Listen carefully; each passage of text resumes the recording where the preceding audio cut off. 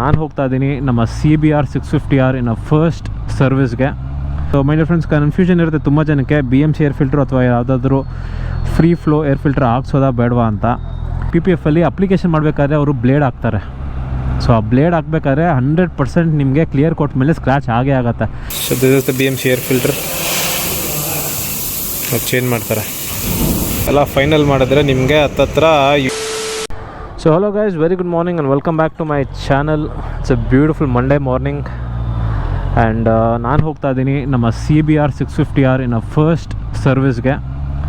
So Wilson ಗಾರ್ಡನಲ್ಲಿ ಇರುವಂಥ big wing service ಸೆಂಟ್ರಿಗೆ ಹೋಗ್ತಾ ಇದ್ದೀನಿ. ಆಲ್ರೆಡಿ ಸರ್ವಿಸ್ ಅಪಾಯಿಂಟ್ಮೆಂಟ್ ತೊಗೊಂಡಿದ್ದೀನಿ. 11:15 ಅಲ್ಲಿರಬೇಕು. I think I will reach at the same time. So ನೀವು ಗಾಡಿ ಓಡೋ ನೋಡಿದ್ರೆ 935 ಕಿಲೋಮೀಟರ್ಸ್ ಓಡಿದೆ. ಆ್ಯಂಡ್ ಇವತ್ತು ಇನ್ನೊಂದು ಇಂಪಾರ್ಟೆಂಟ್ ಏನಪ್ಪ ಅಂದರೆ, ನನ್ನ ಗಾಡಿಗೆ BMC ಏರ್ ಫಿಲ್ಟರ್ ಹಾಕ್ಸ್ತಾ ಇದ್ದೀನಿ. ನಿಮ್ಗೆ ಆಲ್ರೆಡಿ ಹೇಳಿದ್ದೆ ನಾನು ಫಸ್ಟ್ ಸರ್ವಿಸಲ್ಲಿ ಹಾಕ್ಸ್ಬಿಡ್ತೀನಿ ಅಂತ. ಸೊ ಆಲ್ರೆಡಿ ಆರ್ಡರ್ ಮಾಡಿ ಸರ್ವಿಸ್ ಸೆಂಟ್ರಿಗೆ ರೀಚ್ ಆಗಿಬಿಟ್ಟಿದೆ ಏರ್ ಫಿಲ್ಟ್ರು. ಇವಾಗ ಹೋಗಿ ಸರ್ವಿಸ್ ಮಾಡಿಸ್ಕೊಂಡು ಏರ್ ಫಿಲ್ಟ್ರ್ ಹಾಕ್ಸ್ಕೊಳ್ಳೋದು. So my dear friends, confusion ಇರುತ್ತೆ ತುಂಬ ಜನಕ್ಕೆ BMC ಏರ್ ಫಿಲ್ಟ್ರು ಅಥವಾ ಯಾವುದಾದ್ರೂ ಫ್ರೀ ಫ್ಲೋ ಏರ್ ಫಿಲ್ಟ್ರ್ ಹಾಕ್ಸೋದಾ ಬೇಡವಾ ಅಂತ. ಟು ಬಿ ಹಾನೆಸ್ಟ್, ನಿಮ್ಮ ಗಾಡಿ ಅಕಸ್ಮಾತ್ ಏನಾದರೂ ಫುಲ್ಲಿ ಸ್ಟಾಕ್ ಇದ್ದರೆ, for example stock engine, stock exhaust ಇದ್ದರೆ BMC ಏರ್ ಫಿಲ್ಟರ್ ನಿಮಗೆ ಅಂಥ ಏನು ಗೇನ್ಸ್ ಕೊಡೋದಿಲ್ಲ ನಿಮಗೆ, ಆಯಿತಾ. ಪ್ರಾಬಬ್ಲಿ ಅಬೌಟ್ 1 to 1.5 bhp ಜಾಸ್ತಿ ಆಗ್ಬೋದು ಅಷ್ಟೇ. ಅದು ಬಿಟ್ಟರೆ ನಿಮಗೇನು ಅಂಥ ದೊಡ್ಡ ಅಡ್ವಾಂಟೇಜ್ ಸಿಗೋದಿಲ್ಲ. But in the long run ನೀವು ಅಕಸ್ಮಾತ್ ಏನಾದರೂ ಗಾಡಿಗೆ ಟ್ಯೂನಿಂಗ್ ಮಾಡಿಸ್ತೀರಾ ಅಥವಾ ಫ್ರೀ ಫ್ಲೋ ಎಕ್ಸಾಸ್ಟ್ ಹಾಕ್ಸ್ತೀರಾ ಅಂದರೆ ಆವಾಗ ನಿಮಗೆ ಅದ್ರದ್ದು ಅಡ್ವಾಂಟೇಜ್ ಗೊತ್ತಾಗುತ್ತೆ. ಬರ್ತೀಯಾ ಬರಲ್ವಾ? ಓಕೆ, ಬರಲ್ಲ. ರಿವರ್ಸ್ ಇವನು.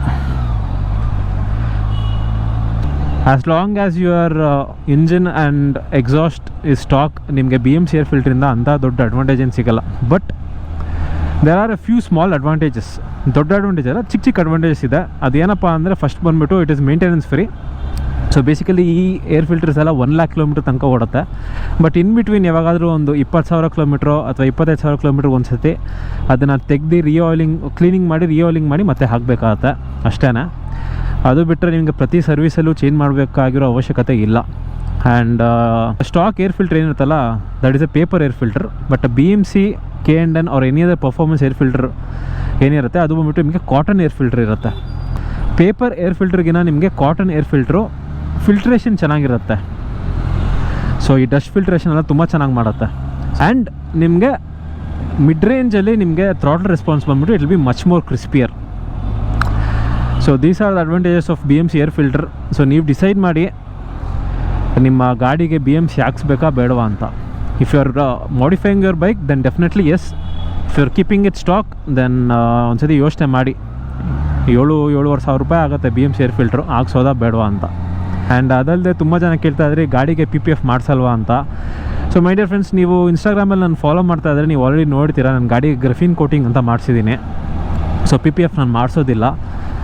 ನಾನು R3ಗೆ ಮಾಡಿಸಿದೆ PPF and it was not such A good experience. So ಅದಕ್ಕೆ ಮಾಡಿಸಿಲ್ಲ. ಏನಕ್ಕೆ PPF ಮಾಡಿಸಿಲ್ಲ ಅಂದರೆ, ನೋಡಿ, PPF ಮಾಡಿಸ್ಬೇಕಾದ್ರೆ ಏನಾಗುತ್ತೆ, ಈ ಅಪ್ಲಿಕೇಶನ್ ಪ್ರಾಸೆಸ್ ಏನಿದೆಯಲ್ಲ ಅದು ಬೈಕ್ಸಲ್ಲಿ ಇಟ್ ಇಸ್ ವೆರಿ ಚಾಲೆಂಜಿಂಗ್. ಯಾಕಂದರೆ ಬೈಕ್ಸ್ದು ಪ್ಯಾನಲ್ ಬಂದ್ಬಿಟ್ಟು ತುಂಬಾ ಎಕ್ಸ್ಟ್ರೀಮ್ ಆ್ಯಂಗಲ್ಸಲ್ಲಿ ಬೆಂಡ್ ಆಗುತ್ತೆ. ಸೊ ಅಲ್ಲಿ PPF ಕುಂಡಿಸ್ಬೇಕಾದ್ರೆ ತುಂಬ ಗಿಲ್ದಿ ಎಲ್ಲ ಏನೋ ಕಷ್ಟಪಟ್ಟು ಕುಂಡಿಸ್ತಾರೆ. But over a period of ಟೈಮಲ್ಲಿ ಬಬ್ಲಿಂಗ್ ಸ್ಟಾರ್ಟ್ ಆಗುತ್ತೆ ಅಥವಾ ಪೀಲ್ ಆಫ್ ಆಗಿಬಿಡುತ್ತೆ. ಸೊ ಅದಕ್ಕೆ ಮೇಂಟೆನೆನ್ಸ್ ಮಾಡ್ತಾ ಇರಬೇಕು, ಎತ್ಕೊಂಡು ಹೋಗ್ತಾ ಇರಬೇಕು, ಬಬ್ಲಿಂಗ್ಸ್ ಎಲ್ಲ ತೆಗಿಬೇಕು. ಬಟ್ ಇನ್ನೊಂದು ಬಿಗ್ಗೆಸ್ಟ್ ಡಿಸಡ್ವಾಂಟೇಜ್ ಏನಪ್ಪ ಅಂದರೆ, PPFಲ್ಲಿ ಅಪ್ಲಿಕೇಶನ್ ಮಾಡಬೇಕಾದ್ರೆ ಅವರು ಬ್ಲೇಡ್ ಹಾಕ್ತಾರೆ. ಸೊ ಆ ಬ್ಲೇಡ್ ಹಾಕಬೇಕಾದ್ರೆ 100% ನಿಮಗೆ ಕ್ಲಿಯರ್ ಕೊಟ್ಟ ಮೇಲೆ ಸ್ಕ್ರ್ಯಾಚ್ ಆಗೇ ಆಗುತ್ತೆ. ಸೊ ಯಾವುದೇ ಪ್ರೊಫೆಷ್ನಲ್ PPF ಅಪ್ಲಿಕೇಟರ್ ನೀವು ಕೇಳಿದ್ರೆ ಅವರು ಗ್ಯಾರಂಟಿ ಕೊಡ್ತಾರೆ, ಸೇಯಿಂಗ್ ದಟ್ ನಿಮಗೆ ಯಾವುದೇ ರೀತಿಯ ಸ್ಕ್ರ್ಯಾಚಸ್ ಬೀಳೋದಿಲ್ಲ ಅಂತ. But that is not true. I have different experience. So ಅದಕ್ಕೆ ನಾನು PPF ಮಾಡ್ಸೋಕ್ಕೆ ಹೋಗಿಲ್ಲ. ಬೇಸಿಕಲಿ ಇಲ್ಲಿ ಏನಾಗ್ತಿದೆ ಅಂದರೆ, ನೀವು ಒಂದು ಹೊಸ ಗಾಡಿ ತೊಗೊಂಡೋಗ್ಬಿಟ್ಟು ಕಾಸೆಲ್ಲ ಕೊಟ್ಟು ನೀವೇ ಸ್ಕ್ರ್ಯಾಚಸ್ ಮಾಡಿಸ್ಕೊಂಡು ಬರೋ ಥರ ಆಗುತ್ತೆ ಈ PPF ಮಾಡಿಸೋದು. ಅದು ನಾನು ಬೈಕ್ಸಿಗೆ ಹೇಳ್ತಾ ಇದ್ದೀನಿ. ಕಾರ್ಸ್ಗೆ ಆ ಥರ ಆಗೋದಿಲ್ಲ. ಯಾಕಂದರೆ ಅವರು ಕಾರ್ಸ್ಗೆ PPF ಹಾಕಬೇಕಾದ್ರೆ most of the panels in cars are straight. Doors ಆಗಿರ್ಬೋದು, ಬಾನೆಟ್ ಆಗಿರ್ಬೋದು, ರೂಫ್ ಆಗಿರ್ಬೋದು. ಸೊ ಕಟ್ಟಿಂಗ್ ಮಾಡಬೇಕಾದ್ರೆ ಅವ್ರು ಏರಲ್ಲೇ ಕಟ್ ಮಾಡ್ಕೊಂಡ್ಬಿಡ್ತಾರೆ.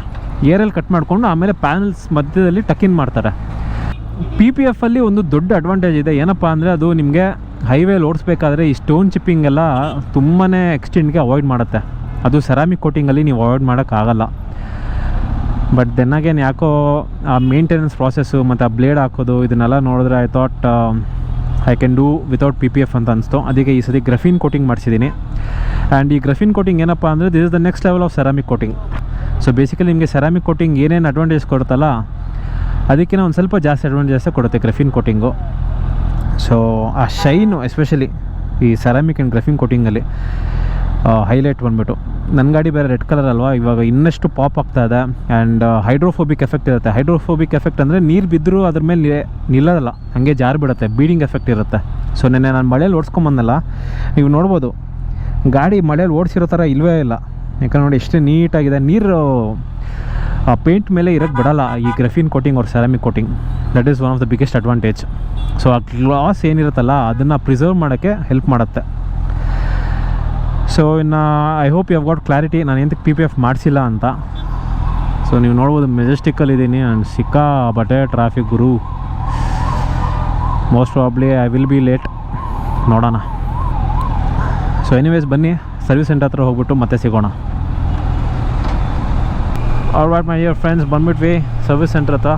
ಸೊ ಇದು ಬಂದ್ಬಿಟ್ಟು ಹೊಸ ಸರ್ವಿಸ್ ಸೆಂಟ್ರು, ತುಂಬ ರೀಸೆಂಟಾಗಿ ಓಪನ್ ಆಗಿರೋದು. ಲೊಕೇಶನ್ ಬಂದುಬಿಟ್ಟು ಮಧು ಸ್ಟೈರ್ಸ್ ಪಕ್ಕದಲ್ಲೇ ಇರೋದು. ಇಲ್ಲೇ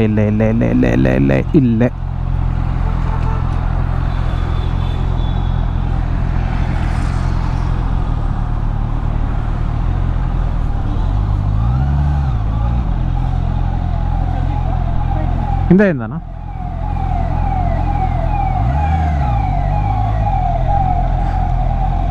ಶೋರೂಮ್ ಕಮ್ ಸರ್ವಿಸ್ ಸೆಂಟರ್ ಅನ್ಸುತ್ತೆ ಇದು.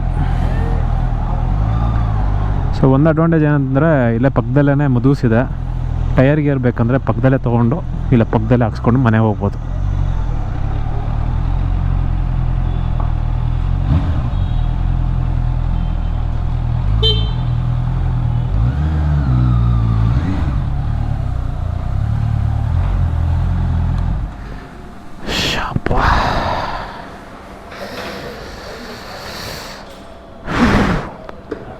ಬೆವರು ಇಳ್ದೋಯ್ತು ಗುರು ಈ ಬಿಸಿಲಲ್ಲಿ.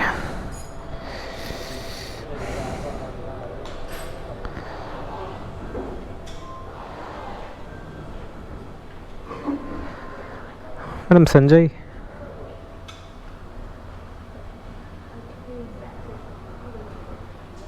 ಓಕೆ.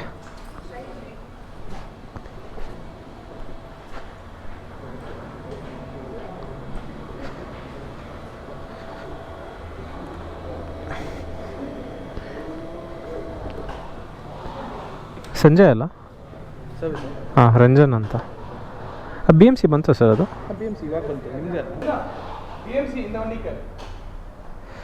ಚೆನ್ನಾಗಿದ್ದೀರಾ ನವೀನ್?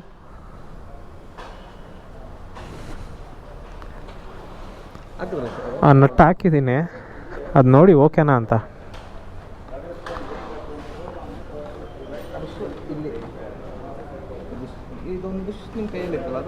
ಹಾಂ, ಇದು ಸರ್ ಸ್ಪೇಸರ್ ಅದು. ಹಾಂ, ಓಕೆ. ಈಚೆ ಬರಬೇಕಾ ಅದು? Okay okay. ಒಂಚೂರು ಪ್ಲೇನು ಇದೆ, ಬರುತ್ತಾ ಅದು? ಸೊ ಇವ್ರು ನವೀನ್ ಬಂದುಬಿಟ್ಟು ನನ್ನ 650F ಇರಬೇಕಾದ್ರೂ ಇವರೇ ಇದ್ದಿದ್ದು. ಇವರೇ ನನ್ನ 650Fನ ಸರ್ವಿಸ್ ಮಾಡ್ತಾಯಿದ್ದು. So this is the BMC air filter. Change ಮಾಡ್ತಾರೆ. ಸೊ 2025, 2022 ಎರಡೂ ಒಂದೇ ಮಾಡಲೇನೆ BMC ಏರ್ ಫಿಲ್ಟರ್. ಏನು ಚೇಂಜಸ್ ಇಲ್ಲ ಅಲ್ಲ sir? A few hours later. Okay my dear friends, ಗಾಡಿ ಸರ್ವಿಸ್ ಎಲ್ಲ ಆಗಿದೆ. ಸೊ ಆಯಿಲ್ ಫಿಲ್ಟರ್ ಚೇಂಜ್ ಮಾಡಿದ್ದಾರೆ, ಆಮೇಲೆ BMC ಏರ್ ಫಿಲ್ಟರ್ನೂ ಚೇಂಜ್ ಮಾಡಿದ್ದಾರೆ, ಆ್ಯಂಡ್ ಚೇನ್ ಮೇಂಟೆನೆನ್ಸ್ ಆಗಿದೆ. ಸೊ ಬಿಲ್ ಎಷ್ಟಾಗಿದೆ ಅಂತ ಇನ್ನೂ ಗೊತ್ತಿಲ್ಲ, ಇನ್ನೂ ಜನ್ರೇಟ್ ಮಾಡಿಲ್ಲ ಬಿಲ್ನ. ಸೊ ಇದಕ್ಕೆ ಸರ್ವಿಸ್ ಇಂಟರ್ವಲ್ ಬಂದುಬಿಟ್ಟು 1 year or 12,000 kilometers oil change. But 6 months ಒಂದು ಸತಿ ಪೀರಿಯಾಡಿಕ್ ಮೇಂಟೆನೆನ್ಸ್ ಇರುತ್ತೆ. ಅದರಲ್ಲಿ ಆಯಿಲ್ ಚೇಂಜ್ ಎಲ್ಲ ಏನಿರೋಲ್ಲ, ಜಸ್ಟ್ ಒಂದು ಸತಿ ಚೆಕಪ್ ಮಾಡಿಸ್ಕೊಂಡು ಹೋಗಬೇಕಾಗುತ್ತೆ. ಸೊ ಬನ್ನಿ let us see what the bill is ಅಂತ. ಓಕೆ, ಗಾಡಿ ಈಚೆ ಬಂದು ನಿಲ್ಲಿಸಿದ್ದಾರೆ, ನೋಡ್ಬೋದು ಪಳ ಅಂತ ಹೊಳಿತಾ ಇದೆ. ಅಷ್ಟೊತ್ತಿಗೆ ಬಿಲ್ಲು ಜನ್ರೇಟ್ ಆಗಿದೆ. ನೀವು ನೋಡ್ಬೋದು ಇಲ್ಲಿ ಇಂಜಿನ್ ಆಯಿಲ್ ಬಂದುಬಿಟ್ಟು 3 liters ಹಾಕಿದ್ದಾರೆ. ಇದು ಬಂದುಬಿಟ್ಟು ಹೋಂಡಾ ಇಂಜಿನ್ ಆಯಿಲನ್ನೇ, ಫುಲ್ಲಿ ಸಿಂಥೆಟಿಕ್. ಆ್ಯಂಡ್ 3 ಲೀಟರ್ಸ್ಗೆ 1949 ಆಗಿದೆ. ಆ್ಯಂಡ್ ಅದು ಬಿಟ್ಟರೆ washer drain ₹4, oil filter 783, consumables 211 and paid service. So ಈ ಪೇಯ್ಡ್ ಸರ್ವಿಸಲ್ಲಿ labour charges including BMC replacement charges ಅದನ್ನು ಸೇರಿಸಿದ್ದಾರೆ 3630. ಎಲ್ಲ ಫೈನಲ್ ಮಾಡಿದ್ರೆ ನಿಮಗೆ ಹತ್ತತ್ರ 7764 ರೂಪಾಯಿ. ಇದು ಫಸ್ಟ್ ಸರ್ವಿಸ್ ಬಿಲ್ ಇದು. ಸೊ ನೆಕ್ಸ್ಟ್ ಸರ್ವಿಸಲ್ಲೂ ಮಿನಿಮಮ್ ಇಷ್ಟು ಆಗೇ ಆಗುತ್ತೆ. ಅದಲ್ಲದೆ ಬ್ರೇಕ್ ಪ್ಯಾಡ್ಸು ಅಥವಾ ಚೇನ್ ಸ್ಪ್ರಾಕೆಟ್ ಕಿಟ್ಟು ಏನಾದರೂ ಚೇಂಜ್ ಮಾಡಿದ್ರೆ ಅದರದ್ದು additional. So minimum service charge ಬಂದ್ಬಿಟ್ಟು 7500 7,500. ಓಕೆ ಮೈ ಡಿಯರ್ ಫ್ರೆಂಡ್ಸ್, ಬನ್ನಿ ನಾವು ಹೊರಡೋಣ. ಸೊ ಫಸ್ಟ್ ಸರ್ವಿಸ್ ಆ್ಯಕ್ಚುಲಿ ಏನೂ ನಿಮಗೆ ತೋರ್ಸೋಕ್ಕಾಗಿಲ್ಲ, ಯಾಕಂದರೆ ಒಳಗಡೆ ರೆಕಾರ್ಡಿಂಗ್ ಇಲ್ವಂತೆ. ಸೊ ಇವಾಗ ಈ ಥರ ಎಲ್ಲ ಹೊಸ ರೂಲ್ಸ್ ಮಾಡಿದ್ದಾರೆ. But back in the day ಈ ಬಿಗ್ ವಿಂಗ್ ಎಲ್ಲ ಇರಲಿಲ್ವಲ್ಲ. ನಾನು 650F ಟೈಮಲ್ಲಿ ಒಂದು ಸಿಂಗಲ್ ಕ್ಯಾಬಿನ್ ಇರ್ತಾಯಿತ್ತು. ಆ ಕ್ಯಾಬಿನ್ ಒಳಗಡೆ ನೀವು ಕುತ್ಕೊಂಡು ನಿಮ್ಮ ಕಣ್ಮುಂದೆನೇ ಗಾಡಿ ಸರ್ವಿಸ್ ಮಾಡೋರು. ಕ್ರೇಜಿ ಟೈಮ್ಸ್ ಅವಾಗ ಮಾತ್ರ. ಪ್ಲಸ್ ಅವಾಗ ಫ್ರೀ ಸರ್ವಿಸೂ ಇತ್ತು 650Fಗೆ. 3 ಫ್ರೀ ಸರ್ವಿಸ್ ಏನೋ ಬರ್ತಾಯಿತ್ತು ಅವಾಗ. ಸೊ ಫಸ್ಟ್ ಸರ್ವಿಸ್ ಅವಾಗ ನನಗೆ ಬರೀ 3,500 ಆಗಿತ್ತು ಅಷ್ಟೇ. ಇವಾಗ ನೋಡಿ 7,300. ಅವಾಗ ಅದೊಂದು ಅಡ್ವಾಂಟೇಜ್ ಇತ್ತು, ಪರವಾಗಿಲ್ಲ, ಹೋಂಡಾ ಬಿಗ್ ಬೈಕ್ಸ್ ಈಸಿ ಮೇಂಟೆನೆನ್ಸ್ ಅಂತ, ಯಾಕಂದರೆ ಫ್ರೀ ಸರ್ವಿಸ್ ಬರ್ತಾಯಿತ್ತಲ್ಲ. ಬಟ್ ಇವಾಗ ಬಂದ್ಬಿಟ್ಟು it is the same as any other bike. So ನೀವು ಒಂದು 900 ಅಥವಾ ಯಾವುದೇ ದೊಡ್ಡ ಗಾಡಿ ಸರ್ವಿಸ್ ಮಾಡಿಸೋದು ನಿಮ್ಗೆ ಇಷ್ಟು ಬಿಲ್ ಬಂದೇ ಬರುತ್ತೆ.